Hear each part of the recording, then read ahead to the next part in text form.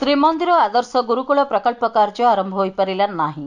ଏକାଧିକ ଥର ଶ୍ରୀମନ୍ଦିର ପ୍ରଶାସନ ବୈଠକ ଅନୁଷ୍ଠିତ ହୋଇଥିଲେ ମଧ୍ୟ ଶ୍ରୀମନ୍ଦିର ଆଦର୍ଶ ଗୁରୁକୁଳ ନିର୍ମାଣ କାର୍ଯ୍ୟ ଅଗ୍ରଗତି ହୋଇପାରୁନି, ଯାହାକୁ ନେଇ ଶ୍ରୀମନ୍ଦିର ସେବାୟତ ଜଗନ୍ନାଥ ସଂସ୍କୃତି ଗବେଷକଙ୍କ ମଧ୍ୟରେ ଅସନ୍ତୋଷ ଦେଖାଦେଇଛି।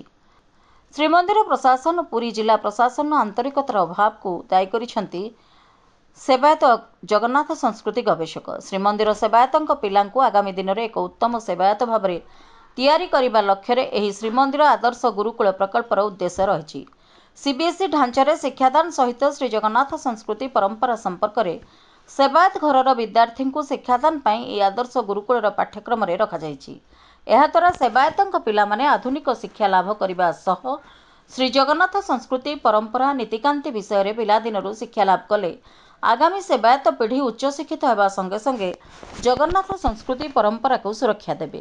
ଏହାଦ୍ୱାରା ଜଗନ୍ନାଥ ସଂସ୍କୃତି ଆଗାମୀ ଦିନରେ ଅଧିକ ବ୍ୟାପକ ହୋଇପାରିବ।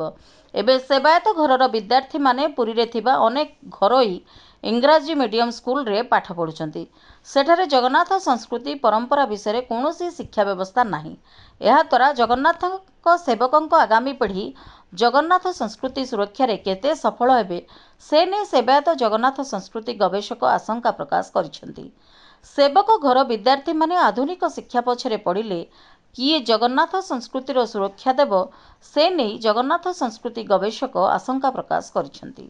Bureau report, Ekamra media news.